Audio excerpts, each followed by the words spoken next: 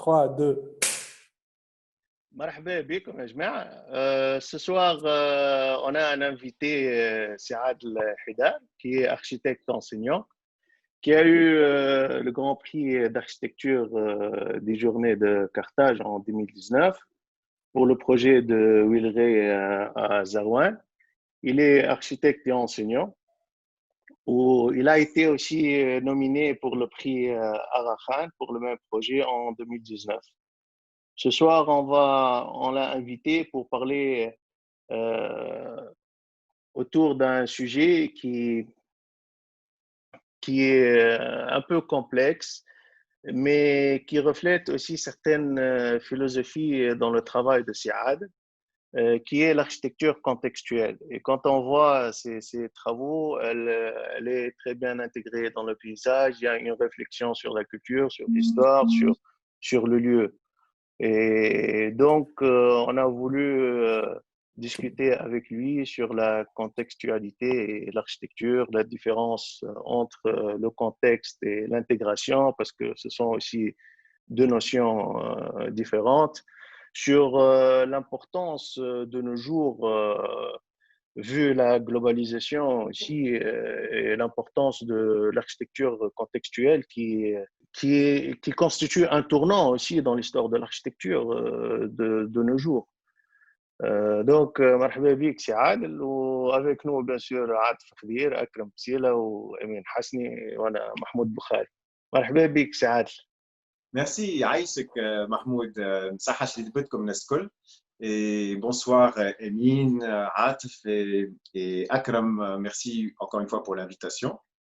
Donc effectivement, comme tu l'as dit Mahmoud, c'est un sujet très intéressant. L'architecture contextuelle, c'est aussi un terme, il faut le dire, assez générique, un peu passe-partout aujourd'hui, parce que Kitchichouf, dire d'une architecture qu'elle est contextuelle, c'est en quelque sorte un pléonasme, parce que quel architecte ne voudrait pas que son architecture participe justement à un processus d'intégration, qu'elle soit intégrée dans un contexte. Finalement, je pense qu'une architecture, par définition, par essence, se veut d'être intégrée dans un contexte.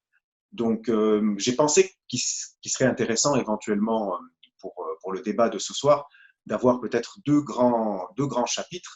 Un premier, peut-être où on parlerait un peu de cette architecture contextuelle, qu'on la redéfinisse très rapidement, parce que je pense que c'est intéressant de revoir un petit peu les différentes définitions qu'elle peut avoir à travers la discussion, et aussi de s'intéresser à notre contexte, puisque c'est le mot vraiment, le contexte tunisien proprement dit, notre culture régionale, et comment est-ce qu'on pourrait aujourd'hui définir une architecture contextuelle dans notre contexte tunisien. Si on commence par exemple par dire que l'architecture, elle n'existe que si elle est réalisée, donc située.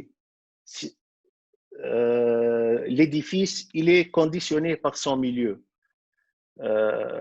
Donc,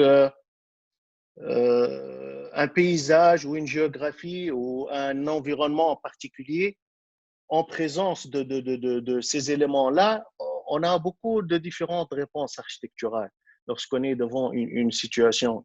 Et chaque architecte, il a sa manière et sa façon de voir, d'analyser le contexte. Alors, je pense qu'il y a deux volets dans la contextualité, qui est tout d'abord, bien sûr, le problème d'intégration par rapport au site, par rapport au cadre naturel, par rapport à la géographie, la topographie et tout cela. Ou bien ça peut être aussi par rapport à un cadre urbain.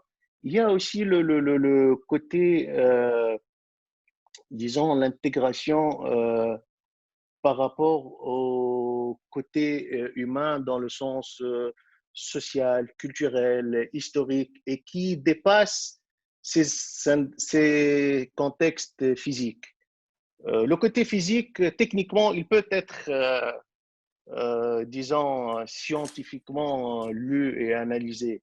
Mais au-delà du contexte physique, il y a aussi le contexte humain et tout ce qui en découle tout autour. Absolument. Je rejoins tout à fait ton analyse, Mahmoud.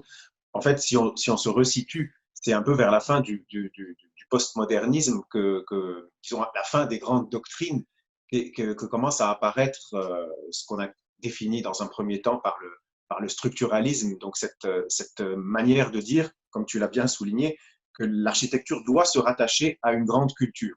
C'est-à-dire qu'on ne peut pas extraire l'architecture uniquement comme étant un phénomène culturel à part, mais qu'elle doit s'inscrire dans la structure d'une culture globale. Donc là, effectivement, rentre le paramètre humain et rentre le paramètre économique aussi. C'est-à-dire qu'on commence à prendre conscience que l'architecture fait vraiment partie d'un système. C'est le mot qui est utilisé. Parallèlement à ça, on a aussi le rationalisme, donc le mouvement rationaliste qu'on connaît tous très bien, qui lui consiste justement à mettre en place aussi des doctrines comme justement le fait qu'on doit obéir à certaines structures, que tout ça doit fonctionner un petit peu d'une façon scientifique. Hein, dans le rationalisme, justement, on s'oppose au mouvement des beaux-arts, on s'oppose à l'architecture comme étant un objet de contemplation et on va vers une architecture rationaliste. Et dans ce même courant d'idées, justement, apparaît le courant contextuel, donc l'architecture contextuelle, avec ses trois déclinaisons les plus connues, donc à savoir l'architecture vernaculaire. J'ai vu que ça faisait partie d'une des discussions à la suite d'un des webinaires que vous avez fait, donc cette architecture vernaculaire que certains enseignants, en tout cas à l'ENO, ont considéré pendant assez longtemps comme étant fondamentale dans l'apprentissage de l'architecture. L'approche contextuelle, donc le régionalisme aussi, donc cette architecture régionale, et enfin le régionalisme critique qui, je pense, s'apparente le plus aujourd'hui à ce qu'on appelle l'architecture contextuelle. Aujourd'hui, quand on parle d'architecture contextuelle, je pense qu'on fait beaucoup plus référence à ce régionalisme critique, à savoir une architecture contemporaine, une architecture moderne, mais tenant compte justement d'un contexte local, qu'il soit géographique, topographique, paysager et bien sûr humain. Alors, moi, j'aurai par la suite aussi, peut-être par rapport à notre contexte tunisien, d'autres choses à rajouter sur ça, mais disons, dans l'ensemble, pour se resituer dans un cadre théorique, ça rejoint ce que tu disais, Mahmoud, c'est justement d'inscrire l'architecture dans un fait culturel et de considérer justement que toute architecture doit obéir à un contexte particulier. Hey. Bon, je pense que par définition, une architecture ne que contextuelle. Parce que je pense qu'il y a trois paramètres l'architecture دينيزم تجاوب عليهم. اللي هما le lieu, l'époque, l'usage. Sont trois paramètres اللي هما éventuellement ils créent la singularité نتاع كل projet ونتاع كل بلاصة. معناها le lieu وين نحن في تونس في سوسة في لوتيسمون نيورو اكس ثالث دورة على اليمين مش كيما ثاني دورة على اليسار لو ليو لو بوين فهمتني معناها داير يظهر لي ساعات بيزار كيفاش لي لوتيسمون ستاندارديزي الوغ كو الاول الدار واخر الدار صافي ils ne vivent pas معناها لو فاكتور شونج تاع من اول اللوتيسمون لاخر اللوتيسمون. L'époque avec ses paramètres, avec ses lois, ses règles. L'époque, مش كيما قبل الكوفيد كيما بعد الكوفيد. مش كيما chaque époque elle a ses règles, elle a ses doctrines, elle a sa philosophie, elle a son approche. Elle a aussi sa technicité. Elle a la science نتاعها. Donc le savoir et le savoir-faire qui est موجود et l'usage éventuellement le troisième paramètre l'usage le pourquoi du lieu. Est-ce que c'est un lieu de culte, est-ce que c'est un lieu d'habitation, est-ce que cet usage là éventuellement il implique l'usager في وسط باش تبني الاكس مش باش تبني الزايد العمر باش تبني ان ايسلندي ولا نور افريكان ولا ان سوبساريان c'est pas la même chose. Donc, ce qui fait pratiquement, si on نبربشوا مليح معناها ces trois paramètres, le lieu, l'époque, l'usage, c'est les trois paramètres qui ne peuvent, mais نجموش يكونوا dissociés de l'architecture, parce que c'est ces trois paramètres-là qui créent l'architecture. بعد نجيو في مراحل par rapport à une standardisation, par rapport à la mondialisation, par rapport le modernisme, le même bâtiment, le mouvement Bauhaus اللي le même bâtiment موجود في فيمار وموجود هنا في الكامبوس نتاع المنار. Est-ce que tu vois l'époque elle a ses règles. Il y a une doctrine généralisée, il y a l'air du temps il est différent. Du coup ces trois paramètres tellement singuliers et tellement كيفاش تسمى ما يتشدوش فهمتني كل واحد يهرب للاخر معناها ساعات تدخل ليبوك في اليو والlieu في l'usage et du coup et quand on fouine et quand on répond à ces trois questions, je pense chaque projet il pose ces trois questions. انت وين وقتاش ولشنو يصلح ولشكون. Donc, lieu, époque, usage, c'est le fondement, je pense, de la contextualité. Et par défaut, ils veulent toute architecture est contextuelle, même si elle est standardisée. Emine, pour reprendre le claim tag, il n'existe pas d'œuvre architecturale hors contexte, de toutes les façons. Le contexte, c'est un préalable au projet. Et le plus important, c'est de faire une sorte de recherche, de repérer dans le désordre contextuel la chose qui fait que tout peut aller ensemble. Donc il y a cette recherche qui va au-delà de l'immédiat. Sa compréhension, elle nécessite une sorte d'immersion qui dépasse l'immédiat, qui va beaucoup plus vers l'histoire, le social, l'économique, c'est-à-dire les sollicitations humaines, disons. Et une architecture contextuelle, elle est peut-être elle est venue pour s'opposer à la globalisation, à la mondialisation, au style international aussi, parce que avec le style international, c'est devenu une sorte aussi de copier-coller, c'est-à-dire un bâtiment, on repère plus son lieu, sa géographie, son époque aussi. Ce qui se fait, par exemple, aux États-Unis se fait à Dubaï, ce qui se fait à Dubaï se fait à Tunis, ce qui se fait à Tunis se fait à Paris ou à Londres. Donc c'est une nouvelle réponse, ou peut-être que نرجعوا مع عادل على موضوع بتاع الريجيوناليزم ولا spécificité aussi, disons, aussi territoriale qui est importante. On peut déceler davantage les mécanismes de l'architecture contextuelle. Il y a deux aspects sur lesquels je souhaite rebondir. Je pense qu'un aspect fondamental de ce que j'avais envie de dire ce soir a été déjà amorcé par Emine quand il parle du contexte régional. J'ai entendu le mot si on travaille dans un lotissement ou si on travaille dans un tissu urbain différent. Donc là, on va directement, je pense, arriver vers le contexte tunisien.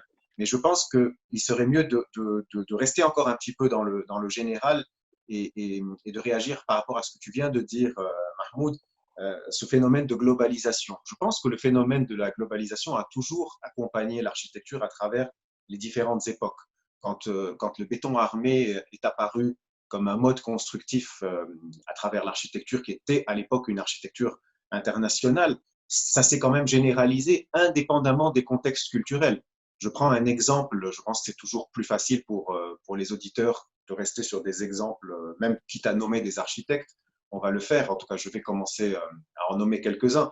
Si on parle d'architectes comme Zevako pour l'architecture contemporaine au Maroc, on ne peut pas dire que Zevako, même si aujourd'hui on le considère comme étant un des pionniers du régionalisme critique et de l'architecture contextuelle au Maroc, qui a commencé même à partir des années 30, on pourrait dire qu'il a été aussi inspiré par le mouvement moderne, il a été aussi inspiré par le rationalisme, par les structures en béton armé, les grands porte-à-faux de l'époque. Donc, effectivement, là aussi, c'est un autre point qui a été souligné par Emile, c'est l'aspect temps. Donc, voyager à travers le temps, les doctrines qui peuvent être apparentées à un moment de la construction comme faisant partie d'un mouvement, dans l'histoire globale de l'architecture par la suite, avec quelques années, quelques décennies de recul, ça s'inscrit parfois, souvent, on peut changer de catégorie, c'est ce que j'aurais envie de dire. Aujourd'hui, quand on parle d'approche contextuelle, on doit quand même faire une différence assez claire et assez marquée. Là, je viens à une architecture un peu plus connue sur le plan international. Si on prend l'architecture de Rafael Moneo en Espagne, on remarque quand même à travers son travail, sa réflexion, un intérêt très particulier à l'analyse du lieu, à l'analyse du contexte. C'est-à-dire que le projet émerge à partir de sa conception, de cette fine analyse du milieu, du site. Je dirais même que parfois le programme, il y a des interférences sur la programmation en fonction du lieu, qu'on soit en milieu urbain, ou c'est d'ailleurs essentiellement en milieu urbain, justement, où il y a ce rapport patrimonial de l'architecture qu'il peut avoir, tout en gardant la modernité, tout en construisant d'une façon contemporaine dans des centres historiques. Il y a ce rattachement justement à un lieu, à une analyse très fine, même à travers le langage architectural utilisé dans le tissu en question. Donc, ça s'oppose d'une façon catégorique à une architecture internationale du type Guéry, ou par exemple, si on prend dans le même pays le musée Bilbao, qui est quand même, à mon sens, un exemple, disons, assez frappant disons, de l'insurrection contre le contexte. Alors, est-ce qu'on peut avoir plusieurs architectes de ce type-là? Moi, je dirais, c'est pour prendre un exemple très concret, bien que je ne sois pas football du tout, c'est comme Zlatan. On peut avoir un Zlatan dans une équipe de foot, mais on ne peut pas en avoir plusieurs. Donc, une personne qui va réagir d'une façon aussi différente, avec une différenciation par rapport au milieu, l'architecture de Guéry, ça peut fonctionner dans un contexte précis, mais on ne peut pas en avoir plusieurs. Donc, je pense qu'il y a deux façons disons, de donner des catégories peut-être aux choses qui pourraient ressortir. Donc, une architecture beaucoup plus proche de son contexte et une architecture qui s'oppose peut-être au contexte et qui fait référence vraiment à un mouvement international. Ce qui me dérange, c'est que même si la contextualité est quelque chose qui doit être dîné dans la création de l'architecte, mais parfois on n'arrive pas à cocher une case dans cette contextualité, que ce soit le lieu, le temps, la technologie utilisée ou les gens pour qui on construit. Et parfois je me demande si c'est une question de facilité ou peut-être une question de budget que les architectes se trouvent en face et qu'ils doivent opter pour une solution sur une autre qui est beaucoup plus locale, beaucoup plus intégrée dans son contexte. Et parfois aussi, je trouve que la technologie et ce que la technologie apporte comme commodité pour les gens laisse les architectes moins, qui sont plutôt beaucoup plus fainéants. Et ils trouvent que cette solution, par exemple, je prends trois inventions qui ont, pour moi, qui ont changé pour toujours la vie des humains sur Terre, la voiture, l'ascenseur et la climatisation. Ces trois choses, aussi banales qu'elles soient, elles ont changé complètement notre attitude envers le bâti. Et on sort du contextuel parce qu'on a le confort de la climatisation, on sort du contextuel parce qu'on peut faire des bâtiments sur 15, 20 étages, Et je ne sais pas si la technologie nous aide à être beaucoup plus contextuels ou elle nous éloigne de ça. Donc, c'est ça ma question. Alors c'est vrai que la technologie, qui dit technologie, dit firme de matériaux de construction. Il y a tout un marketing derrière ça. Donc, c'est vrai que si aujourd'hui on veut nous faire construire avec un verre à triple épaisseur, ventilé, avec X caractéristiques techniques, en nous disant que c'est le remède contre l'effet de serre, que c'est eco-friendly, comme on dit aujourd'hui, le matériau de construction que les architectes doivent utiliser, je suis entièrement d'accord avec toi qu'il y a finalement un phénomène, un marketing très fort derrière ça. Donc, si la question était posée différemment, et qui était de dire est-ce que aujourd'hui les firmes internationales, est-ce que les constructeurs de matériaux influencent la conception architecturale, est-ce que finalement ils n'arrivent même pas, comme dit, j'adore une des phrases que dit Rudy Ricciotti, un architecte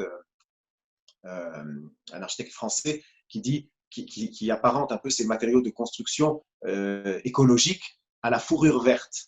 Il dit en fait, c'est finalement des matériaux qu'on essaye de nous fourguer comme étant des matériaux écologiques, alors qu'il y a énormément de coûts à la fabrication, il y a de l'exportation, ce sont des multinationales qui gagnent beaucoup d'argent par rapport à des brevets. On quitte effectivement l'architecture régionale, l'architecture basée sur des principes et des matériaux locaux, vers une architecture internationale sous couvert justement de labels et de certifications de firmes internationales. Je trouve tout à fait légitime ce questionnement sur les matériaux.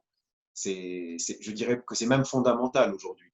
Et là, on ne peut pas non plus en vouloir aux commanditaires, aux maîtres d'ouvrage privés, d'être influencés par ce matraquage justement qu'on peut avoir à travers les médias. On vous dit utiliser tel ou tel verre, tel ou tel isolant. Les matériaux de construction aujourd'hui évoluent à une vitesse extrêmement rapide. Et moi, je me demande si finalement les pays émergents, les pays pauvres n'ont pas une certaine chance d'avoir des droits de douane et des droits d'importation assez sévères qui empêchent justement ces firmes internationales d'exporter, on va dire, leurs matériaux de construction, mais peut-être même, entre guillemets, leur architecture vers des contextes complètement différents. Mais la question, est-ce que ça fait pas. Déjà, fait tout ce qui est cette technique, et cette technologie et cette technicité, mais elle fait partie du contexte. On est en 2020. Est-ce que l'architecte qui choisit ça ou le promoteur qui choisit ça, est-ce qu'il n'est pas encore dans cette contextualité? Bon, il a choisi le contexte de la facilité ou de l'époque. Mais c'est là. Est-ce que je trouve aucun tabou d'utiliser le verre ou d'utiliser la technique moderne? Il y a des choses qui انا نخاف منه برشا le purisme. هو d'ailleurs Amine d'ailleurs la question de la technique et des matériaux, ce n'est qu'une composante. وبعد انت تخدم بها ولا لا, c'est autre chose selon tes choix. Il y a des architectes contextuels qui pensent que l'architecture contextuelle est une architecture qui retrouve le sens de la terre. Il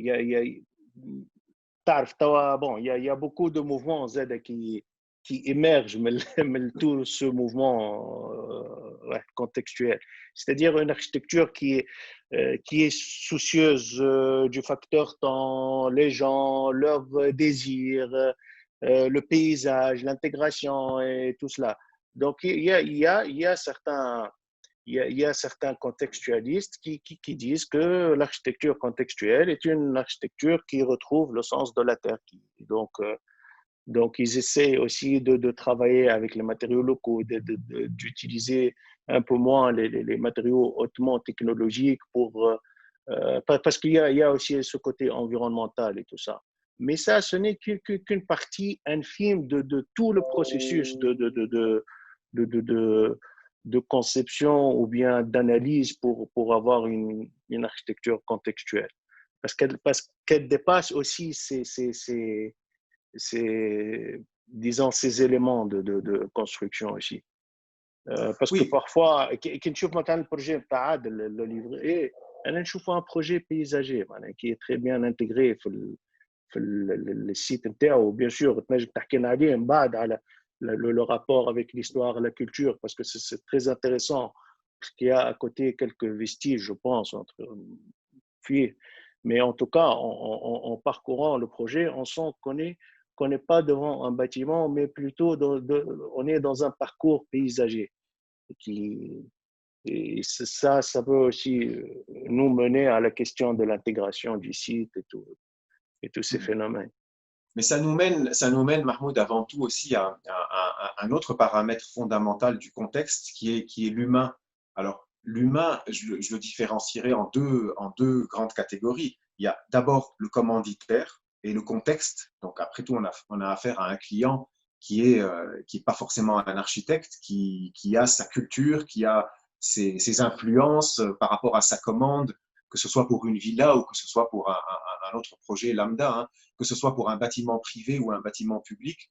L'architecte aujourd'hui, que ce soit en Tunisie ou dans un autre pays, est confronté justement à ce contexte humain qui est la maîtrise d'ouvrage, qui est le décideur. Le deuxième contexte, ce sont bien sûr les utilisateurs et aussi les gens qui vont construire. C'est aussi très important si on construit un bâtiment pour recevoir du public, que ce soit une école ou un jardin d'enfants, un hôpital ou n'importe quel type de bâtiment qui va accueillir un utilisateur, on ne peut pas négliger le fait qu'on a affaire à des traditions, on a affaire à un mode de fonctionnement qui est difficilement transposable d'une culture à une autre. On ne peut pas aujourd'hui concevoir un hôpital en Tunisie, même si on obéit à des standards internationaux, de la même manière qu'on le concevrait dans une capitale européenne.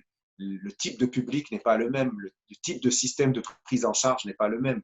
L'affluence, les flux sont complètement différents. Donc il y a ces paramètres culturels que moi je pense être vraiment des parties intégrantes du contexte. Alors commençons par la maîtrise d'ouvrage, et ça nous ramènera peut-être à parler aussi du projet d'huilerie. Bon, je ne voulais pas parler forcément de ce projet, mais puisqu'il a été cité, je considère un petit peu à travers les différents projets que je traite dans mon agence, j'ai toujours ce sentiment que ça va être le dernier projet. Je ne sais pas pourquoi cette angoisse, elle m'anime en tant qu'architecte depuis que j'ai ouvert mon agence. Je me dis toujours, et si après ce projet, tu n'as plus d'autres projets, est-ce que ce n'est pas finalement la dernière occasion que tu as de faire de l'architecture, d'exprimer ce que tu vois à travers l'architecture, comme tu le sens, et cette responsabilité de se dire que tu vas construire en plein milieu d'un champ d'olivier chargé d'histoire. Si tu veux, le contexte, il est déjà là. Et j'ai dit lors des journées architecturales de Carthage à beaucoup de jeunes, et je continue à le redire, Akram, tu t'en souviens certainement, ce n'est pas un projet qu'on pouvait rater. Le contexte est tellement fort qu'il suffisait vraiment d'écouter la nature, de regarder un petit peu de quoi a été composé ce territoire, avec aussi ces rajouts, avec ces périodes un peu moins heureuses. Il y a en fait, il y a plusieurs époques. Il y a l'époque byzantine, il y a l'époque coloniale, il y a aussi l'époque postmoderne, il y a les années 80. Enfin, il y a un mélange très éclectique de styles sur ce site au niveau des constructions. Et donc, finalement, le projet, dans son contexte, ça a été de rétablir un petit peu l'équilibre dans tout ça. Donc, c'est comme ça que j'ai vu, c'est comme ça que j'ai lu le contexte sur ce projet bien précis. Mais je voulais parler des clients. En Tunisie, par exemple, dans notre contexte actuel, on a quand même un gros problème, nous, les architectes qui exerçons ici, qui est qu'on se heurte souvent à des gens qui n'ont pas de culture architecturale. Alors, je vais citer personne et je vais surtout pas généraliser, mais c'est un phénomène qui existe aussi bien dans les commandes publiques que dans les commandes privées. Et c'est encore plus flagrant et plus difficile au niveau des commandes publiques. C'est-à-dire qu'on n'a pas une administration qui suit le projet, qui a réellement la culture d'un projet architectural, que ce soit à travers un concours ou à travers une désignation. Les architectes souffrent énormément, et j'en parle autour de moi, c'est généralisé, et ça atteint particulièrement les jeunes qui obtiennent des projets à l'issue de concours. On a tendance parfois à se dire que les écoles préparatoires, que ce soit du programme PAC7 ou BUI, ont tendance à se ressembler. Moi, je ne pense pas que c'est les architectes qui ont voulu ça. Je pense que c'est aussi la maîtrise d'ouvrage qui a un rôle très, très, très important dans la standardisation des choses et dans la lecture administrative qu'on peut avoir d'un projet qui est souvent très pauvre sur le plan intellectuel et culturel. Donc c'est un débat qui fait partie, à mon sens, du contexte. Et si on veut parler d'une architecture contextuelle émergente en Tunisie, on doit vraiment s'attaquer à ce fond de problème qui est la commande en elle-même. Est-ce qu'on réfléchit suffisamment bien nos programmes? Une question que je pose, est-ce que finalement la rédaction d'un programme architectural pour n'importe quel type de bâtiment, est-ce que ça ne fait pas partie d'un contexte? Est-ce qu'aujourd'hui, quand on a un ministère comme le ministère de l'enseignement supérieur, pour ne pas le nommer, qui construit encore des universités avec les mêmes programmes qu'il les construisait dans les années 90, du copier-coller, ce sont exactement les mêmes programmes que pour les ISET, les écoles d'ingénieurs, les toutes premières universités, les instituts des beaux-arts. On a les mêmes programmes qui se répètent, les mêmes surfaces. On a très peu de bureaux d'analyse de programmation en Tunisie. Et ça aussi, ça fait partie du contexte. Est-ce qu'aujourd'hui… Et pire, Adel, c'est la même réponse. Pardon? C'est la même réponse. Oui, ce que tu disais, on construit une école d'ingénieurs aujourd'hui entre Bizerte et GAF, ça c'est le même programme. C'est exactement la même programmation, le même nombre de salles, le même nombre d'amphithéâtres. Est-ce qu'il y a vraiment des études contextuelles qui se font au niveau de la programmation? Est-ce que les gens qui font les programmes au niveau des ministères, ils étudient les distances que vont parcourir les étudiants pour venir dans cette école? Est-ce qu'ils prévoient des différenciations entre les réfectoires qu'on fait en milieu urbain ou dans un campus universitaire et un réfectoire qu'on ferait dans un milieu beaucoup plus éloigné d'un noyau urbain? Moi, malheureusement, les quelques éléments de réponse que j'ai sont très pessimistes. C'est-à-dire qu'on considère encore qu'il y a une différenciation claire et précise entre la programmation architecturale et le résultat escompté qu'on attend de l'architecte. Et très souvent, on reste encore en phase concours à juger des projets avec des critères qui sont complètement subjectifs et bateaux. Alors, intégration du projet dans son milieu urbain. Ça attend le projet fait le khlet. Intégration du projet dans son milieu urbain. Composantes environnementales. Alors, les composantes environnementales, il faudrait qu'on en discute. Selon moi, ça commence à partir de la programmation. Est-ce qu'en construisant la moitié de la surface, on n'aurait pas plus de chances de faire un bâtiment de qualité tout en jouant sur la programmation? L'école d'architecture ou l'école d'ingénieur, un vendredi après-midi ou un samedi matin, total les ateliers m'a fait tu te dis, est-ce qu'on a vraiment besoin de faire 40 ateliers qui vont être occupés tous en même temps, un seul jour dans le mois, ou alors plutôt travailler sur la programmation, travailler dans d'autres pays, à des universités de toute petite surface avec toutes les commodités et tout est fait sur l'emploi du temps. Aujourd'hui, puisque la question a été posée avec le système de télétravail, avec ce que nous sommes en train de faire en ce moment même, on pourra avoir un professeur tranquillement sur son île en train de travailler qui peut donner un cours à l'école d'architecture de Tunis une fois par semaine et avec les mêmes qualités que tous les cours théoriques, peut-être pas les cours d'atelier. Donc, je pense qu'il y a beaucoup de choses qui sont à revoir dans le contexte de la programmation. Oh, exactement, Adel, ça c'est un problème aussi beaucoup plus large. C'est vrai, c'est contextuel, mais ça touche pratiquement tous les domaines, particulièrement en Tunisie. La question de l'administration et la structure elle-même du cadre bâti. Parce qu'on est encore emprisonné par le ministère de l'Équipement et de l'Habitat, qui est le maître d'œuvre en général pour les commandes publiques, où c'est lui qui chapeaute pratiquement tous les projets publics, que ce soit un ministère de l'enseignement, de l'équipement, de tout. C'est lui le maître d'ouvrage de tous ces projets. Ce qui fait, avec ce qui se passe de nos jours, on ne peut plus être… la structure en elle-même doit changer. La structure totale du cadre bâti. C'est-à-dire, en ce moment, le ministère de l'Enseignement supérieur, il travaille tout seul. Il est en train d'enseigner les futurs architectes en tant qu'étudiants. L'ordre des architectes, il travaille wahdo. Le ministère de l'Équipement, il travaille وحده. وزارة التعليم العالي وحدها، l'éducation nationale وحدها، santé وحدها. Donc, عملوا un cahier de charge commun. ودايوغ المشكله هذا يبدا من الكاتو لو كاي دو لاميناجمون اوربان اي دو تيريتوار ولاو لي كاي تشارج كلهم دي كاي تشارج باتو معناها الكاي تشارج اللي باش تلقاه في المرسى باش تمشي تلقاه في جابس في بلديه جابس لو ميم سي لو ميم لي كونكور c'est pratiquement la même chose. Il va de au niveau de la programmation pour la spécificité du projet, mais jamais du lieu. Jamais D'ailleurs, il y a toujours des articles qui se répètent. Les articles, les cahiers de charge, les concours, ils se répètent tout le temps. Donc, je trouve la solution, c'est tout d'abord de décentraliser, d'une part, et de créer un corps qui est totalement autonome et qui gère la question de l'architecture, de l'urbanisme et de la ville. Or le contexte ministère ou administration et tout le tralalala. Entièrement d'accord avec toi.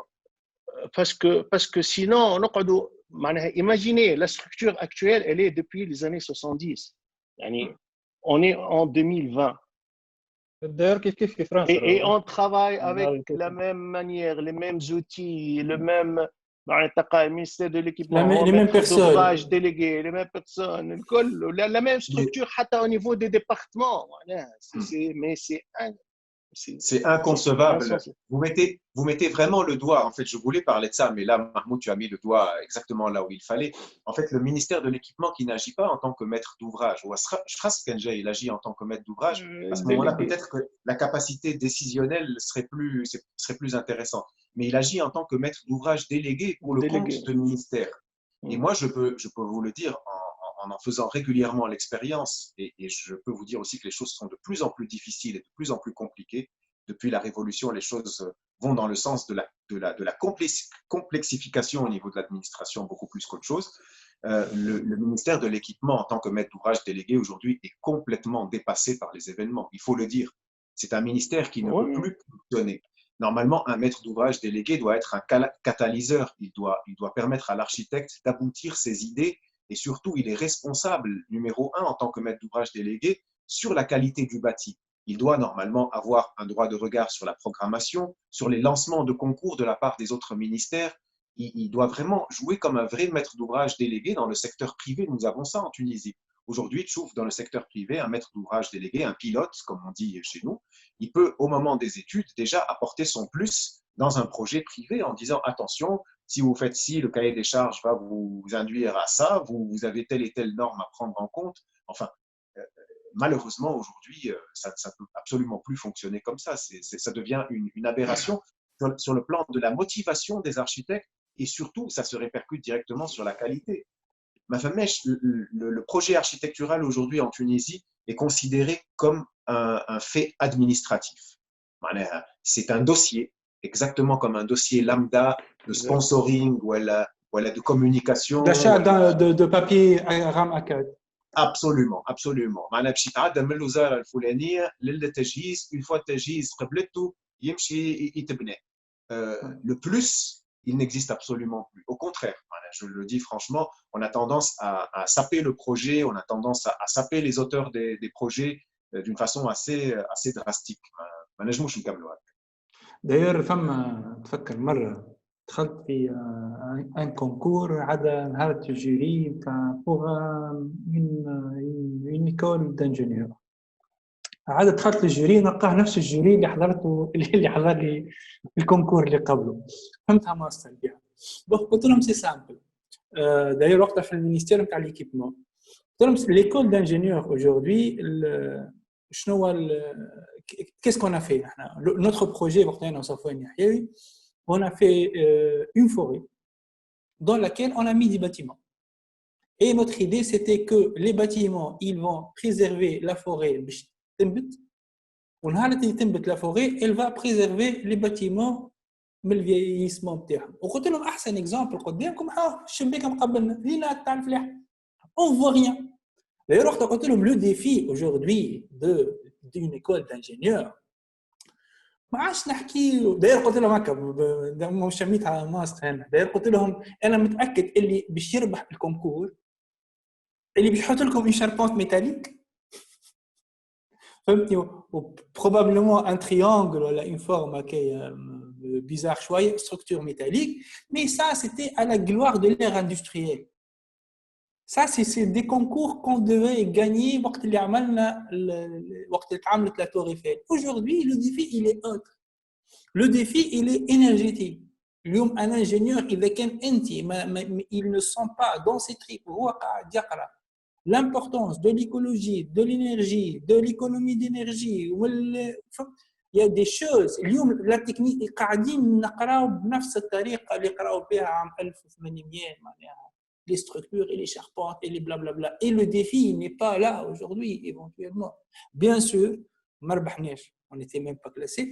Ou bien sûr, le projet qui a gagné, il avait cette fameuse charpente métallique pour à la gloire de l'ingénierie, alors que ce n'est plus l'ingénierie de notre contexte actuel. C'est très réducteur. En fait, on se base sur des éléments architectoniques finalement un peu bateaux qu'on doit intégrer dans chaque projet et on conçoit. Moi, récemment, je concevais aussi un petit lycée, enfin une école préparatoire avec 2 jeunes architectes en essayant justement d'avoir une architecture contextuelle par rapport au lotissement dans lequel on s'insérait. Mais malheureusement, à chaque fois, on revenait à la discussion, c'est est-ce que les membres du jury vont comprendre? Est-ce que les membres du jury, par rapport aux standards qu'ils ont dans leur tête, vont comprendre justement que la cour est organisée d'une façon un peu différente, voilà que l'école s'ouvre un peu plus sur l'extérieur. Il y a beaucoup de choses qui malheureusement gagneraient. Parce qu'ils ont une pré-réponse. Ils ont une réponse. C'est pour ça que je ne participe plus. Ils ont des réponses hadri. Mais tu sais, les réponses, راهم سامحني راهم يضحكوا ويمشي يقف المدير. ويمشي يقف السيرفيون. فهمتني. Et c'est des réponses. D'ailleurs, c'est ce qui nous معناها dernièrement que صارت la polémique d'ailleurs les bâtiments SketchUp, ce que j'appelle les concours. معناها اليوم لا عاد تفهموا d'ailleurs l'abattoir, la piscine, le lycée qui rapportent les résultats et on voit les projets, on sait même plus de quoi il s'agit. Tellement c'est bateau qu'à réponse. Ça, c'est la culture de l'image. C'est aussi le fait de juger un nombre impressionnant, parce que je suis aussi de temps en temps de l'autre côté de la barrière. En une journée, on est appelé à juger 50 projets entre 9h du matin et 10h du soir. C'est invraisemblable. Il y a de plus en plus de participants à des concours. Et ça m'amène aussi à parler d'un autre point très important, qui est celui de la formation. Je voulais aussi qu'on en parle. Al-Khater, si on veut parler d'un contexte, si on veut parler d'une diversité au niveau des contextes, pourquoi est-ce qu'en Tunisie, on a un petit peu les mêmes sujets de discussion? Les architectes, comme peut-être les forums, les sujets sont quand même assez récurrents, c'est par vague. Les désignations, l'assurance, l'ordre. On avance un petit peu en vague, en troupeau, toujours autour de des mêmes préoccupations et des mêmes objectifs. Je me demande parfois à quoi c'est dû. Mais je pense que c'est aussi dû à la formation. C'est-à-dire qu'on a quand même des formations globalement en Tunisie, l'ENO ou les écoles d'architecture privées. Alors, ça, c'est aussi un long débat. Ça ne fait pas du tout partie du sujet aujourd'hui. Mais je pense qu'en créant des diversités et en créant un tout petit peu plus, justement, de particularités à chaque école, que chaque école d'architecture puisse avoir une certaine particularité, qu'elle puisse avoir son propre contexte. Une école se spécialiserait un peu plus dans le rapport que l'architecture peut avoir avec l'ingénierie. Une autre école travaillerait un peu plus sur le contexte, une autre beaucoup plus sur les outils informatiques.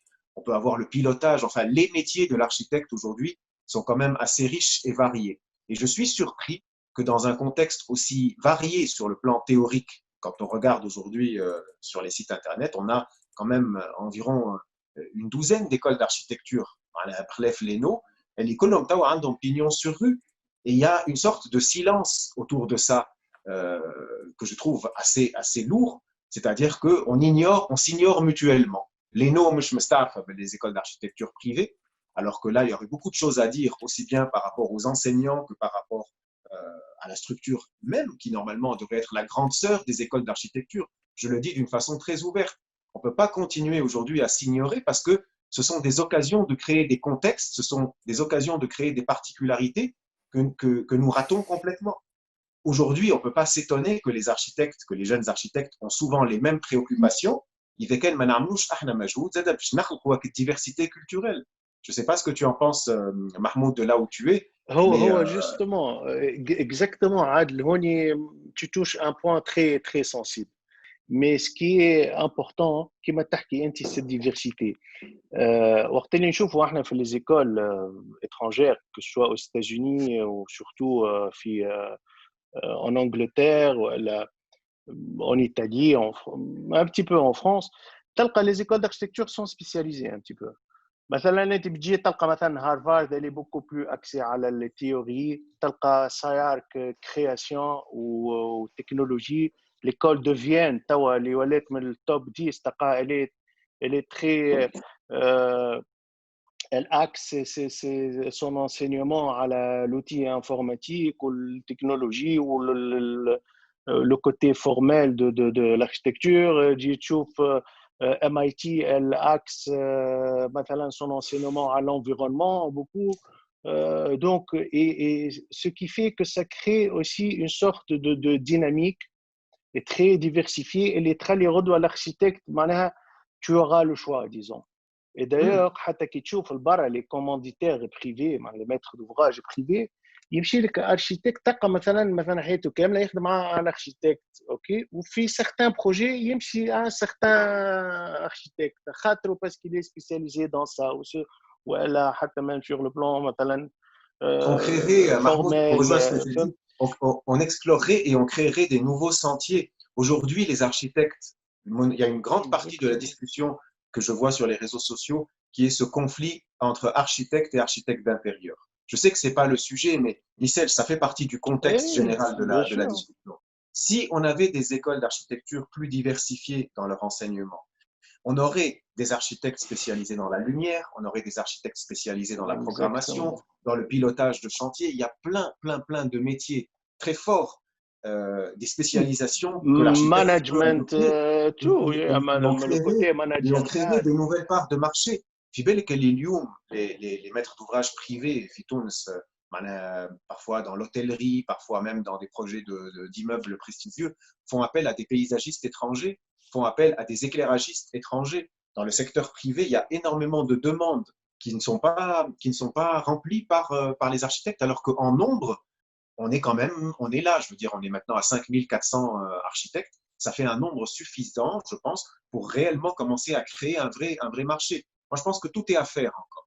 Mais il faut vraiment qu'il y ait une vraie révolution dans l'organisation de la structure du travail de notre métier. Ce n'est pas uniquement les structures administratives, on ne va pas tout mettre non plus sur l'équipement et sur les différents services constructeurs des ministères, bien que je pense que c'est eux qui sont à revoir à la base. Mais si on commence déjà par revoir un petit peu la communication entre les écoles d'architecture, on préparait un petit peu le terrain, à mon sens, pour l'émergence de nouveaux métiers et pour l'émergence de nouveaux contextes aussi. Exactement. J'irai un peu plus loin. D'ailleurs, في séance, les sessions اللي عملناها, j'ai parlé beaucoup d'ouverture sur plusieurs disciplines, différentes disciplines. يعني même l'ingénierie, يعني pourquoi pas ne pas créer tout un pôle d'enseignement dans le domaine du bâti. Et on peut aussi être avec la science humaine, les philosophes, les sociologues, les ingénieurs, بجنبهم مثلا لي بيست اذا كان يطيحوا الحيط نتاع لي بيست معناها vous allez voir بالحق يعني une certaine diversité, disons même intellectuelle qui peut avoir le jour. D'une part, les futurs ingénieurs نتاع لي بيست c'est des études hautement يعني ce sont de hautes études où demain ils seront les décideurs de demain et les bâtisseurs de demain. Alors, et vice versa. Où les futurs architectes, ils vont s'imprimer des expériences, les futurs ingénieurs, l'IPEST et ainsi de suite. Donc, c'est toujours un problème structurel global. Tout à fait. C'est à la fois culturel, à la fois économique, à la fois enseignement. C'est un tout. Et malheureusement, nous vivons dans un contexte très isolé.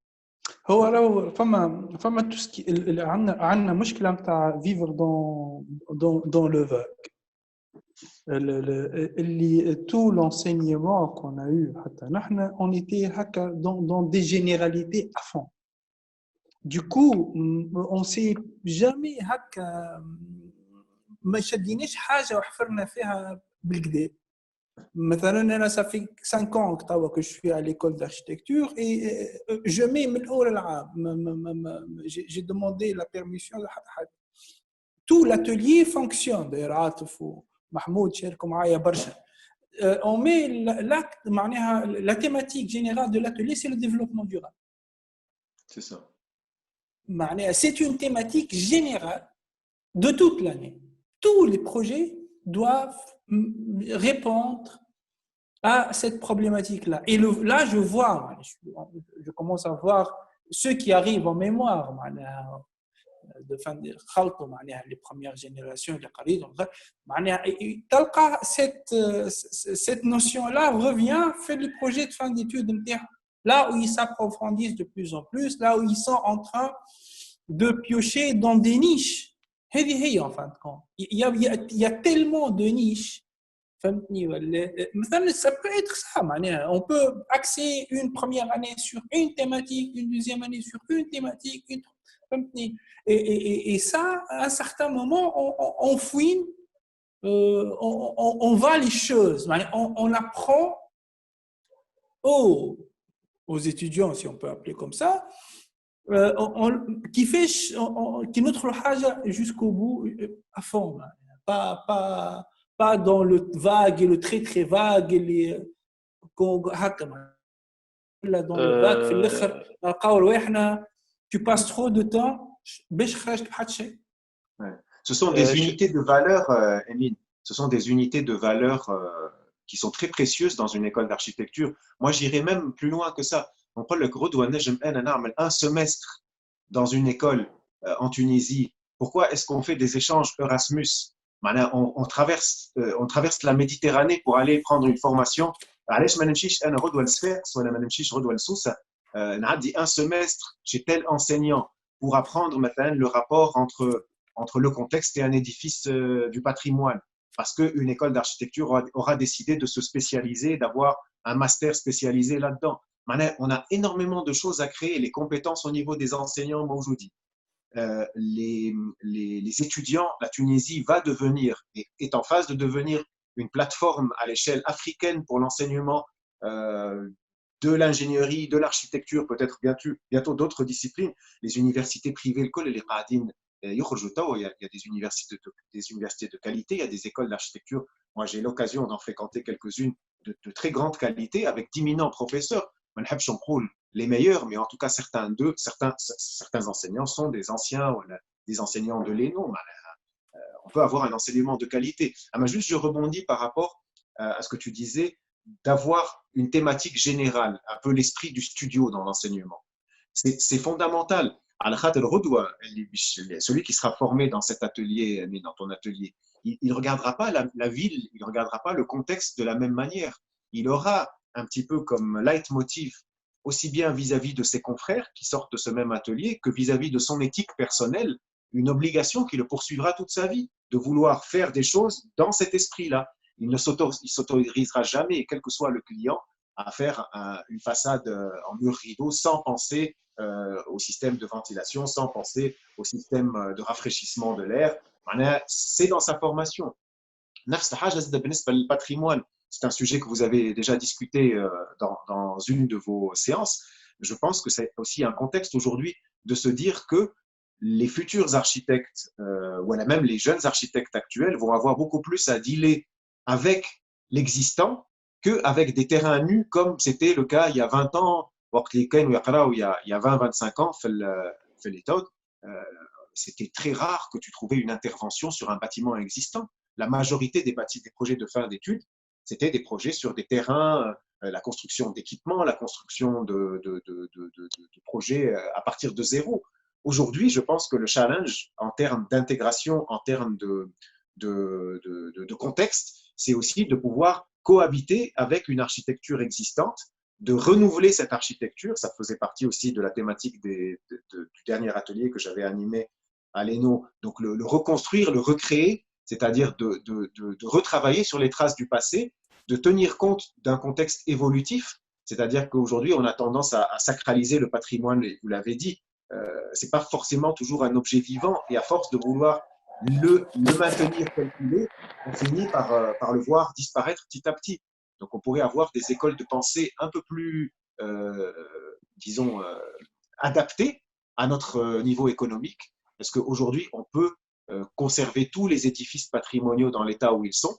Est-ce qu'il n'y a pas urgence d'intervenir très rapidement dans le cadre d'ateliers spécialisés et de formation où on pourrait apprendre aux jeunes architectes comment est-ce qu'on peut, sans avoir peur et sans le faire d'une façon complètement décousue, intervenir sur le patrimoine. Je pense que le patrimoine dans les villes, les IMR, donc les fameux bâtiments qui menacent ruine, sont aujourd'hui le contexte primordial culturel de nos villes. Alors là aussi, il faut adapter les cahiers des charges, il faut donner, c'est quelque chose qui n'est pas suffisamment dit, il faut donner à ces promoteurs la possibilité aussi de vivre de leur rente. Taoji, Lyoum, le promoteur, un immeuble qui pourrait être classé sur le plan historique ou Trello, vous n'avez pas le droit d'y toucher, vous n'avez pas le droit de faire ci, vous n'avez pas le droit de faire ça. Établissons un cahier des charges de ce qu'il a le droit de faire. Faisons des particularités dans ces cahiers des charges. On a vu des aberrations. Rénovation. L'immeuble X nombre de places de parking. Vous allez demander au promoteur de construire 2 sous-sols sous un immeuble que vous voulez classer comme faisant partie du patrimoine. C'est une aberration sur le plan administratif, ça aussi. Il faut qu'on ait dans nos cahiers des charges, il faut qu'on ait dans nos plans d'aménagement des particularités, des approches contextuelles beaucoup plus fortes. Je rebondis un petit peu sur la question de l'enseignement. Je trouve le plus important, c'est que de préparer un architecte pour qu'il peut travailler dans n'importe quel contexte. Malheureusement, مازلنا في l'attitude إنه l'étudiant il va travailler qu'en Tunisie, alors que normalement c'est une approche beaucoup plus globale. À la fin, un architecte il doit travailler soit في تونس ou ailleurs. Donc, quel outil on va lui donner pour s'armer et nous redoit. Il peut travailler soit à Hong Kong, ou en France, ou en Algérie, ou n'importe quel endroit. Parce qu'à la fin, le métier d'architecte est aussi un métier qui est global. À la fin, on ne devient pas spécialiste, on devient spécialiste par expérience, mais parfois on est confronté à des situations, on est tout le temps confronté à des situations différentes. Donc, لازم l'enseignement يحط في باله اللي لازم l'étudiant doit être apte et prêt à travailler à n'importe quel lieu, dans une n'importe quelle situation, pour pouvoir vraiment être compétent. هي فيها زاد شوية فيها une partie technique, c'est que comme un joueur في الفوتبول لازمك تعلموا les techniques primaires, contrôle, passe, dégagement, فهمت باش من بعد وقت اللي يجي في situation مع une équipe, juste في الفورماسيون فما une tactique, une stratégie où il est déjà techniquement prêt, فهمت. donc لازم نعلموهم انه comment demain quand ils vont travailler, que ce soit à Fitoun ou ailleurs, ils sont armés de certaines connaissances, surtout intellectuelles. À la khatre, l'intellectuel qui va lui permettre vraiment de s'adapter à ces différentes situations et à ces différents contextes. En fait, c'est un avis personnel. Ou d'ailleurs, انا من الناس اللي نقول معناها فريمون لازم يوقفوها حكايه انه des architectes étrangers ils ne peuvent pas معناها exercer dans certains معناها territoires que ce soit des Tunisiens à l'étranger ou des étrangers en Tunisie. نحن معناها après tout les architectes في الفورماسيون نتاعو il est prêt à intervenir dans n'importe quel lieu. C'est ça معناها. Oui, de toute façon, tu sais, ils interviennent, les architectes étrangers. Nous, les Tunisiens, on construit pas mal à l'étranger. On a aussi des projets qui sont faits en association entre des architectes tunisiens et des architectes étrangers. Le problème, je pense, c'est qu'on reste encore, on a très peu de commandes par rapport à tout ce qui pourrait toucher à l'architecture. Je m'explique. C'est-à-dire qu'aujourd'hui, si on parle d'urbanisme, si on parle d'aménagement urbain, même parfois les aménagements les plus simples à l'échelle des communes, très peu d'architectes interviennent dans ces aspects qui sont quand même des aspects fondamentaux de l'architecture. C'est-à-dire qu'on est resté très orienté sur la même chose. On va tous vers le permis de bâtir, on va tous vers l'acte de construire un petit peu. Bon, c'est vrai que c'est aussi ce qui se présente le plus. C'est aussi le besoin peut-être le plus élémentaire du citoyen. Donc, c'est tout à fait normal aussi que l'architecte va accompagner le citoyen dans ses besoins. Mais là où je te soutiens, Mahmoud, dans ta démarche, c'est qu'il faut aussi préparer le cadre de travail de nos futurs architectes. Et ça, c'est tout un travail sur l'administratif qui doit se faire. C'est-à-dire avoir cette obligation de consulter l'architecte pour tout ce qui a trait au secteur du bâtiment, tout ce qui est en rapport avec la construction. Il faut vraiment récupérer les parts de marché qui appartiennent à l'architecte. Il faut que l'architecte s'implique plus dans l'urbanisme, dans l'aménagement du territoire. Il y a beaucoup de métiers qui sont un petit peu… Alors là aussi, quand tu disais que l'architecte tunisien doit pouvoir s'exporter et qu'il doit avoir une formation générale à la base, je te soutiens aussi tout à fait dans cette démarche. Mais ici, aussi dans nos écoles, on n'a pas encore de master spécialisé en pilotage, on n'a pas encore de master spécialisé en programmation. C'est-à-dire qu'aujourd'hui, on n'est pas en train de donner, peut-être à part l'aspect informatique, où c'est vrai que les architectes tunisiens ont toujours été un petit peu en avance et ont toujours très rapidement intégré un peu l'informatique dans le système de l'enseignement. Mais ça ne suffit pas parce qu'aujourd'hui, ça reste un outil. On peut utiliser aujourd'hui l'informatique pour les systèmes d'information géographique, on peut l'utiliser pour la modélisation, on peut l'utiliser pour le pilotage. Il y a énormément… Pour les analyses et le data, les informations. Moi, je connais des architectes qui travaillent leur projet basé sur l'analyse du circuit, du parcours humain, on les appelle les motion planners. Comment motion planners? C'est en fait, leur travail.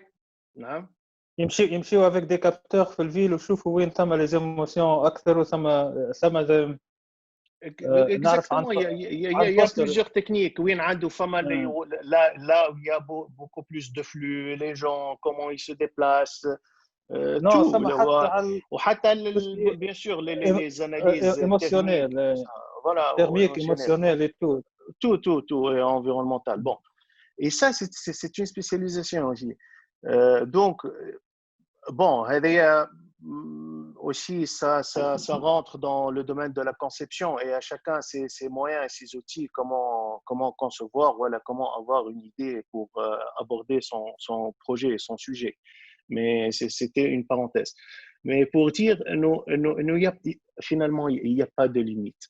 Le plus important, c'est que l'architecte doit se mettre dans une situation très particulière devant un projet, devant un site, devant un lieu, devant un temps. Et le plus important, c'est que d'inculquer aux futurs architectes qui sont les bâtisseurs d'aujourd'hui, mais qui vont laisser un patrimoine de demain. Et c'est ça le plus important, parce que ce sont des constructions des édifices ou bien des situations qui vont perdurer dans le temps. Et là, tout le poids et toute la responsabilité au niveau de l'enseignement, je trouve. Ouais. جوست حاجه جوست حاجه على الكلمه الاخرى اللي قلتها بعد نرجع لحاجه اخرى.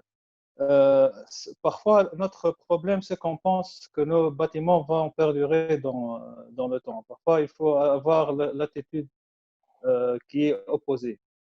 Un bâtiment dans 50 ans, 100 ans, il doit être conçu de façon à ce que وقت اللي ما عادش ثم le bâtiment يرجع للميليو اللي هو كان فيه dans son état originel. Mais نحب نرجع un autre point اللي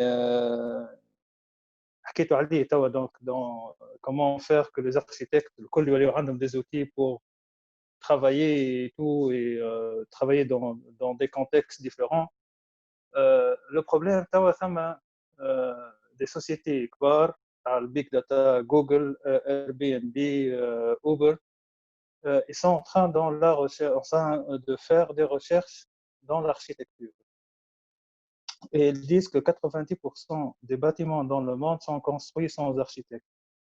Donc ils veulent entrer dans ce domaine-là et apporter leurs solutions à la خاطر les architectes n'ont pas bougé. Ils sont toujours dans leur bulle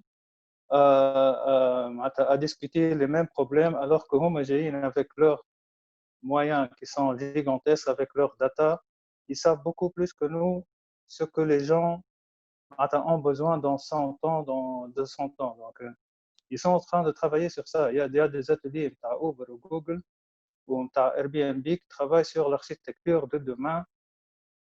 On voit un drone t'imprimer ta maison. Non, c'est pas comme Airbnb, ils ont révolutionné l'hôtellerie. Ils sont en train de voir comment ils peuvent avoir une niche dans tout ce qui est bâtiment. Et d'ailleurs, par exemple, les noyaux, le noyau familial, il ne va pas être un noyau familial qui يستقر في بلاصة واحدة. Donc, il ne va pas avoir le même besoin de سكن في بلاصة هوني ولا غادي. Ils sont en train de décontextualiser l'architecture et la voir beaucoup plus dans le cadre global et l'économie الجاية اللي هي l'économie نتاع الانترنت اللي الواحد ما عادش يكون يسكن في بلاصة واحدة. Il peut vivre n'importe où et avoir un travail online et c'est tout. D'ailleurs, juste parce que j'ai eu une expérience à propos de ça à Chicago, à Qualys. En fait, on avait même, on faisait un think tank avec des philosophes, des mathématiciens, il y a des gens de différents domaines. Où on a fait une sorte de collaboration avec Microsoft. On avait dessiné, parce que c'était sponsorisé par Steelcase, on avait dessiné une table flottante. فيها كل شيء معناها منها فيها الأورديناتور tu peux commander من التابل نتاعك que ce soit في رestaurant ولا donc ومن بعد الطاولة هذيك elle peut تنجم تولي une table basse, une table haute, une table de réunion, une table à manger, une table donc pour s'accommoder aux différentes activités humaines. ومنها هي تعدينا l'espace en lui-même. On avait fait une salle de réunion qui se transforme en fonction de l'émotion et du sujet de discussion dans la réunion en elle-même. Si tu vas les nouveaux nomades. Voilà, exactement, les nouveaux nomades. Si vous allez discuter, si vous allez négocier comment doit être l'ambiance, l'éclairage, la hauteur des plafonds, les murs se rétrécissent. Bon, il y a plein de choses. On avait fait des trucs assez intéressants à ce niveau-là. Mais هذا كله يرجعنا زاد une sorte d'ubérisation de la vie. OK, وشوية الناس donc demain فما كلمة قالها Jean Nouvel dans les années 80 à l'époque, le futur de l'architecture ne sera plus architectural. C'est dans le sens il y a tellement d'intervenants qui vont décider le futur de l'architecture sans architecte. Oui, moi j'y crois à moitié. C'est sûr il y aura toujours un phénomène. C'est exactement la même chose que les matériaux de construction. C'est-à-dire que Oncle Sam et nos grands frères vont toujours faire en sorte de vouloir dominer la situation à travers Uber, à travers Airbnb, à travers les grandes compagnies comme Microsoft ou Cocher, même à travers les logiciels qu'ils nous vendent, hein, que ce soit Revit ou que ce soit les logiciels de modélisation. Moi, je dirais pas jusqu'à dire qu'il y a derrière ça une standardisation de la pensée. Je ne dis pas ça. Mais en tout cas, je pense qu'il y a de toute façon un contexte qui est beaucoup plus fort que tout le reste. Ils peuvent faire ce qu'ils veulent.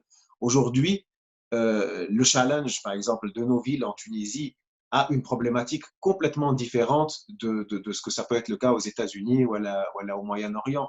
Aujourd'hui, en Tunisie, par exemple, le gros challenge, c'est de délimiter des frontières beaucoup plus nettes entre le monde urbain et le monde rural. Et ça, on peut faire ce qu'on veut comme logiciel, voilà, comme programmation.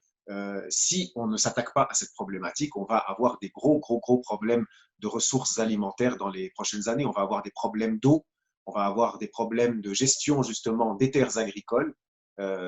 Donc, c'est une problématique contextuelle, urbanistique, paysagère, mais aussi architecturale à laquelle il y a vraiment urgence à s'attaquer aujourd'hui. Et ça, c'est un contexte très particulier. Et moi, je pense que nous avons tout intérêt à l'enseigner dans les écoles d'architecture. Comment est-ce qu'on peut former des architectes qui auront un peu plus une prise de conscience, pour rejoindre ce que tu disais tout à l'heure, Emine, des valeurs écologiques, des valeurs de développement durable. Ça passe aussi par des valeurs de l'urbanité. Kenya qui a Airbnb qui fait les logements à l'échelle mondiale. Oui, ils peuvent peut-être réfléchir à des modèles de location, ils peuvent réfléchir à des modèles de standardisation du logement. Et ça peut être très bénéfique pour nous et pour nos villes. Mais je pense aussi qu'ils vont avoir, dans notre contexte à nous, il y aura des spécificités très différentes de ce que ça pourrait être le cas dans une ville comme Casablanca ou à Alger ou à Barcelone. On n'a pas le même type de foncier, on n'a pas le même type de rapport à la location, la réglementation n'est pas la même. Il y a tellement de paramètres. Il faudrait un ordinateur de la taille d'un bâtiment pour pouvoir calculer tous ces paramètres. Et c'est ça, enfin, peut-être que le contexte, il était très contextuel. Il était très réduit à l'utilisation, à l'homme, à ses déplacements, à le mouvement dans l'espace, à sa culture et le mouvement. D'ailleurs, l'exemple c'est que tu prends Jerba ou Matmata ou Tozer, les trois sur la même latitude. Alors que chacune d'elles, ils ont répondu à leur contexte d'une manière parfaite. Lieu, époque, usage. La technicité, le matériau, l'usage avec le côté spirituel et tout. L'extension de Jerba, هي بيدها. L'extension de Tozer, هي بيدها l'extension de Matmata. La nouvelle vie qui est accroché à l'ancienne ville, à l'ancien tissu, voilà, dans le même lieu. Et واليوم هنا مازلنا نحكيو على une autre standardisation. Est-ce que cette standardisation c'est un contexte? Tu parles de développement urbain spontané ou planifié? Il a ses règles. هو généralement في بلاد كيما بلادنا il est spontané وبعد يخلط عليه يعمل plan de recolement. Par exemple, si on prend l'agence foncière de l'habitation pour ne pas la nommer, là je veux dire c'est flagrant. Les plans d'urbanisme des lotissements qu'ils proposent sont exactement les mêmes dans chaque ville. Oui. كيما تشوف البلان تاع النصر كيما تشوف البلان تاع سهلول 4. C'est la même avenue, la même emprise, le même schéma. Ça tient à peine compte de la topographie. Hein, heureusement في سهلول 4 James Street. والله il est pas tant que ça. Hein. C'est pas comme Hedouira, mais il y a du mouvement. on aborde un petit peu le problème de l'urbanisme et de la planification urbaine, qui est un sujet aussi à traiter parce que c'est un sujet assez Mahmoud, intéressant. Mahmoud, c'est très important de l'évoquer Oui, parce que c'est la base. Aujourd'hui, exactement. est-ce qu'on a le droit de pointer du doigt les architectes en leur disant vous répétez, vous faites la même chose, vous faites les mêmes bâtiments, vous ne tenez pas compte de ci, vous ne tenez pas compte de ça. Et pourquoi est-ce qu'aujourd'hui, on n'a pas un regard un peu plus critique par rapport au développement territorial? C'est fondamental que les architectes soient impliqués dans ce processus. On ne peut pas continuer à urbaniser de la même manière, en toute sincérité. Exactement. Je لا pense qu'il y a لا نوافقك. certains organismes qui ont atteint leurs limites. في وقت معين نتاع الديفلوبمون نتاع بلاد qu'on ait besoin de donner un coup de pouce à travers les logements sociaux, à travers l'urbanisme prioritaire. Je suis entièrement d'accord. C'était peut-être des priorités il y a une trentaine d'années. Mais aujourd'hui, qu'il chauffe la destination de ces logements sociaux, voilà, qu'il chauffe la destination de ces. La majorité maintenant de ce que l'OTI, la FH, est destinée à des opérations immobilières. Ce n'était pas son objectif de départ, me semble-t-il. Donc, il faut, à mon avis, avoir un regard très critique sur ça. Il faut mettre les choses à plat et recommencer certaines choses, ou arrêter certaines choses pendant un certain temps, le temps de recomprendre. Aujourd'hui, la FH parle d'urbanisme d'écoquartier. Moi, j'invite les architectes à aller prendre connaissance de ce qu'on appelle un écoquartier la FH. Exactement. هو c'est un sujet primordial, disons, parce qu'après tout, disons, en fait, il conditionne le travail de l'architecte, d'une part, et d'autre part, et ce qui est plus important, il conditionne l'humain, parce qu'à la fin, ce sont des représentations futures de la ville.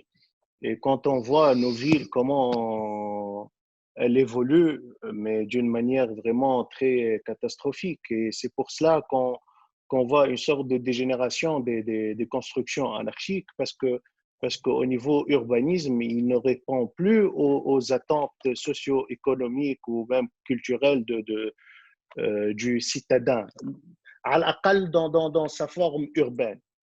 Bien sûr, femme le périurbain ou le rural, ou ça, alors là, c'est une autre question aussi. Et, et cette question du rapport entre l'agriculture et le territoire rural, ou les terres, les terres agricoles, L'urbanisation sauvage. oui. Est-ce que Donc, ces outils ne sont plus contextuels, disons, au moins au niveau social, économique et même temporel. On est encore avec la même méthode et les mêmes outils des années 70 encore. Les mêmes agences, les mêmes ministères, la même administration et en fait, tellement les technocrates ont pris le pouvoir, ils se sont, disons, bon, c'est un peu politique. C'est très important, Mahmoud, la politique est fondamentale. Aujourd'hui, si tu continues à avoir des ministères qui fonctionnent en vase clos et qui continuent à alimenter leurs réflexions par leurs propres agents sans introduire d'experts sans avoir une vraie concertation avec les gens du métier, et c'est le cas. On est passé par plusieurs gouvernements depuis la Révolution. Moi, j'ai vu très peu de tables rondes animées par des décideurs, des secrétaires d'État, des conférences interministérielles. Marit hatta conférence entre le ministère de l'Équipement, le ministère de l'Environnement, le ministère de la Culture autour de la question des villes. Tu disais, je pense, dans un des webinaires qu'il faudrait créer un ministère de la ville. Bien sûr qu'il faudrait créer un ministère de la ville, c'est une urgence. Le ministère de l'aménagement du territoire aujourd'hui. En quoi est-ce que la structure du ministère de l'Équipement, pour les gens qui travaillent, j'ai des amis qui sont fonctionnaires là-bas et qui pensent la même chose, même s'ils ne le disent pas. On est dans une situation de malaise profond parce que plus personne ne sait quel est son rôle dans le processus. C'est-à-dire qu'on est en train d'appliquer des formules tant bien que mal. Et parfois, c'est décousu, hein, dans un même ministère, des gens qui sont censés travailler ensemble, qui s'adressent à peine la parole. Voilà, ما هي ما هي المشكل الكبير le problème majeur c'est tout d'abord politique au niveau organisationnel et surtout au niveau des visions. Comment on voit le pays dans 20 ans, dans 15 ans, dans 30 ans. On est encore, يعني chaque gouvernement qui s'installe المهمة نتاعو كان يعني juste c'est un tableau Excel. اليوم قداش صرفت وغدوه قداش باش نرجع و that's it معناها c'est ça se passe comme ça c'est une gestion معناها financière purement financière وشويه logistique il faut que les gens يعني il faut que les gens aient de l'électricité, de l'eau, de la nourriture et c'est tout. Alors qu'il n'y a pas une vision globale du pays par rapport à son contexte, que ce soit régional ou immédiat ou global, où ils ne sont pas vraiment à l'écoute des besoins des citoyens. Et ça, c'est un vrai problème. Une fois installé, c'est la rupture totale. C'est la rupture totale avec la réalité. C'est la rupture mais ça coûte beaucoup totale plus cher. au niveau des visions. يولي كل واحد يحب يعدي الخمس سنين نتاعو ومن بعد يعمل اوكي. Mais Mahmoud, si on raisonne dans cette logique politico-économique qui est de dire que ça coûte cher, voilà, qu'on n'a pas les moyens, nous, architectes, on peut tous autour de cette table affirmer avec nos expériences que ça coûte beaucoup plus cher de réparer que d'anticiper. Est-ce que c'est pas finalement le rôle d'un ministre aujourd'hui d'avoir une vision prospective sur le pays? C'est pas pour éteindre des incendies qu'on est ministre. C'est pour لا mener... وحتى le coût في حد ذاته ça coûte plus cher réellement parce que le coût il n'est pas c'est pas un coût de semaine ou de jours, c'est un coût social, c'est un coût environnemental. اليوم معناها tu as beau construire un bâtiment avec 3 sous, mais ce qui te coûtera que délinquance, on prend un lycée. معناها lycée, il y a eu des aberrations un peu partout. مثلا d'ailleurs ديما نقولها مقعد تقتل بالضحك qu'à un certain moment des projets qui valent la peine في des lycées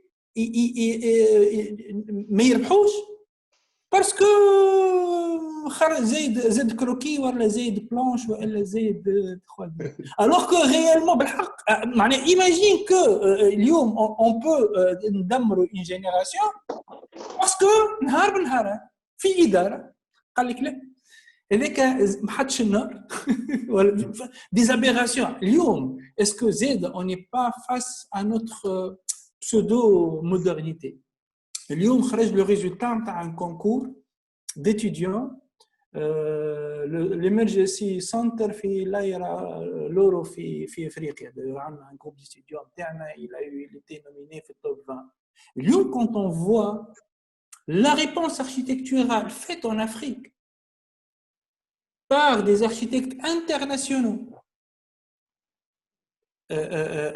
et cette contextualisation par rapport aux matériaux, par rapport au savoir, par rapport à la technicité de faire les choses, c'est un atelier extraordinaire اليوم اللي قاعد صاير en Afrique.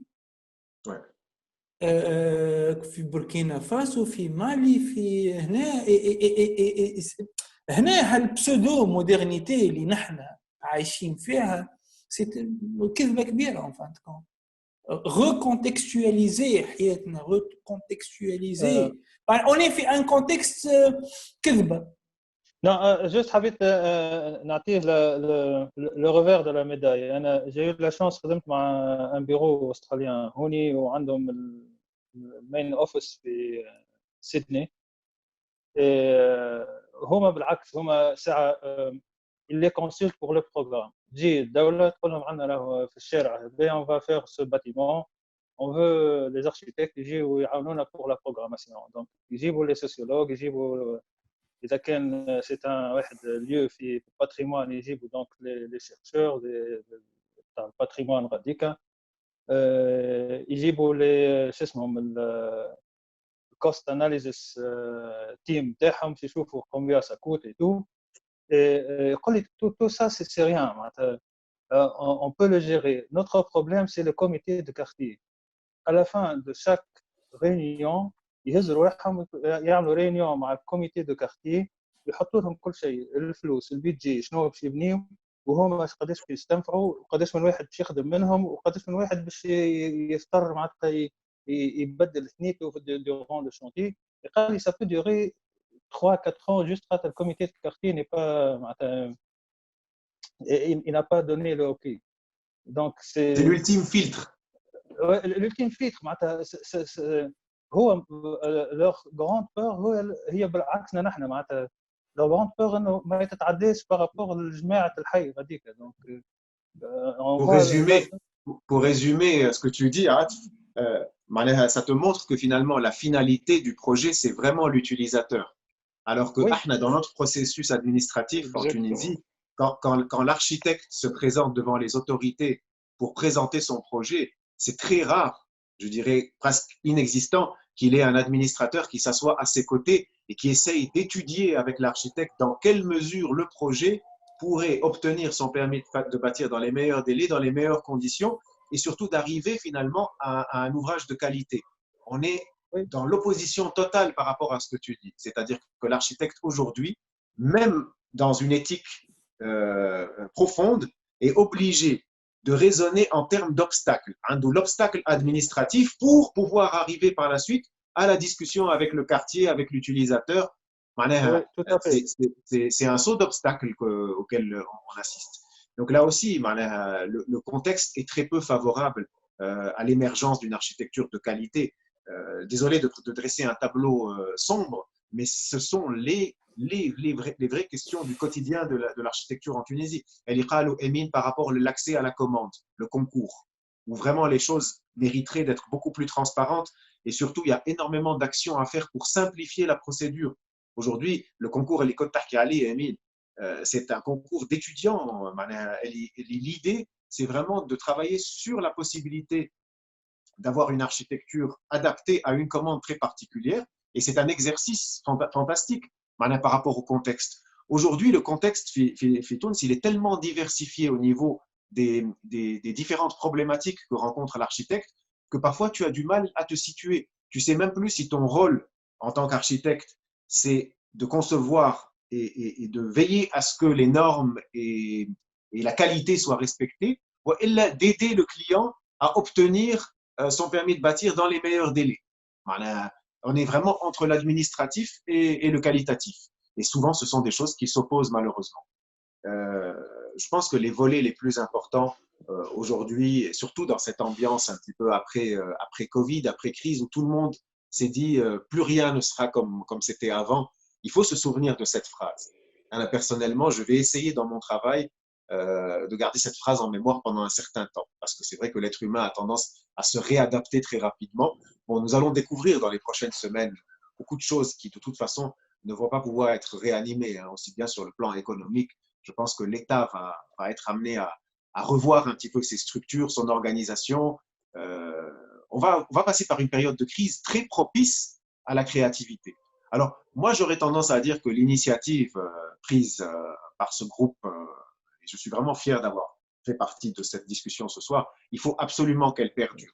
C'est-à-dire qu'il faut instaurer un climat d'échange. On peut commencer comme ça par de l'informel qui par la suite se structure petit à petit, mais il faut qu'il y ait des think tanks souples. Ça peut être via les réseaux sociaux, ça peut être via des rencontres. Il faut vraiment faire ça d'une façon assez peu contraignante parce qu'on a tous des obligations, mais ce confinement nous a appris finalement qu'on pouvait être très proches les uns des autres sans forcément être là physiquement autour d'une table. L'avenir du pays repose, moi je pense, entre nos mains, entre les mains, je ne vais pas dire du secteur privé, mais entre les mains des gens qui ont de l'ambition pour leur pays, qui aiment leur métier, qui ont une passion pour ce qu'ils font et qui se posent des questions au quotidien.